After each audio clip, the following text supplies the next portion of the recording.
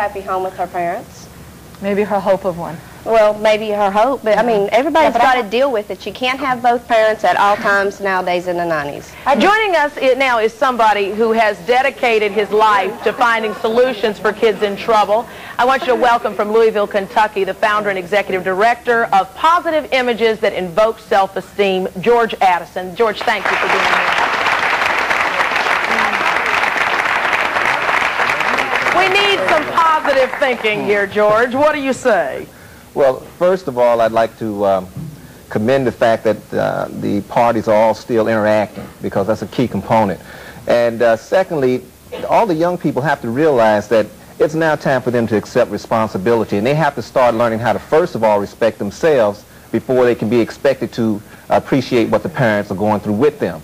Also, in terms, I think the parents sometimes have to give up a little bit and realize that they too might have forgotten how to respect their children and some of the trade-offs, and that you know, the only way they're going to ever be able to hear each other again is to, first of all, take a deep breath and then say, okay, I'm right on some of these issues, you're right on some of these issues. Where do we go from here? Compromise. Right, right. And a compromise in a way that will allow them to build and go forward versus stay retrenched in the same old habits. But you know the reality, when you start fighting with your kid, you start fighting with your parent, it escalates, it escalates, it escalates. How do you get it to a point where you start communicating before it gets to a point where the telephone receivers start flying and the plates start flying? Well, you hit it right on the head when you said that it has to start very early. In this case, with these individuals, we're trying to do repair work, basically. Trying to get them in a situation where when they go out and start their own families, they won't keep the cycle going. That's very important. That becomes more of a problem for everybody. It becomes a generational problem. You're absolutely right. We'll have some final thoughts when we come back.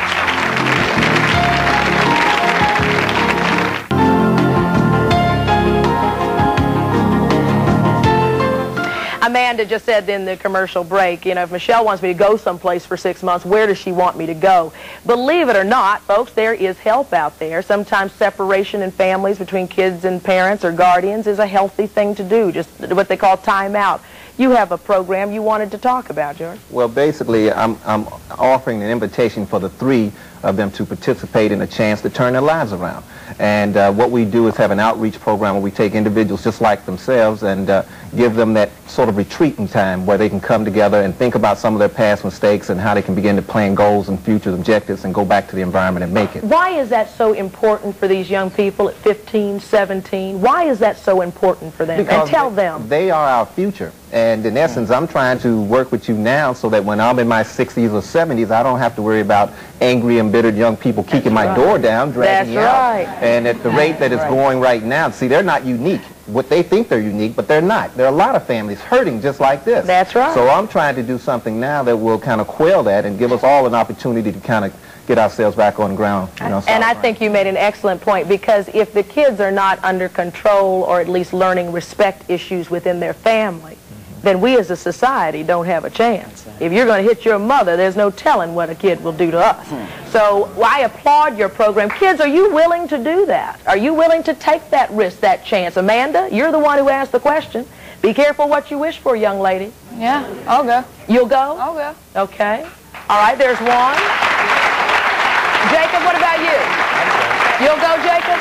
Yeah, I wouldn't really mind. Okay, all right, there's another enlistee. There we go. And what about you, young lady? I'm not going, I won't go stay, but I'll go to counseling at home. But as far as the staying, I won't do that. Deborah, does that disappoint you? Well, sure. You ought to take a chance. I'm willing to change. Everything she said up here today, I'm willing to do. Well, why don't you go to this program? Because I don't want to go to the program and do it. I'm not going to that program and do it. Wait a minute. Let's let these two teenagers talk. Amanda, talk to your peer. Talk this peer pressure. If you want to change your life around at home, this is a way that you can do it. Think about it.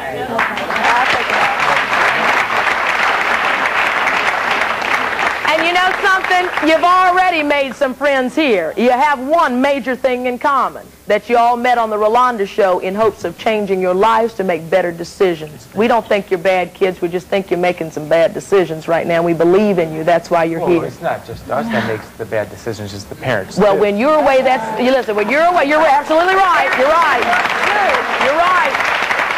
You know something? Maybe that time that you're away, away, Mom will have some time to think too. And when you come back together, you'll be so much more grown up, and you'll have a lot more to talk about as you plan the rest of your lives. I want to thank all of you for being here, for being so open and so honest. I hope it helped in some way, and I hope your family has been helped too. Believe me, you are not alone in dealing with family issues, and as long as we're on the air, we're going to keep trying to deal with them right along with you. Thanks so much for joining us, and we'll see you next time on Rolanda.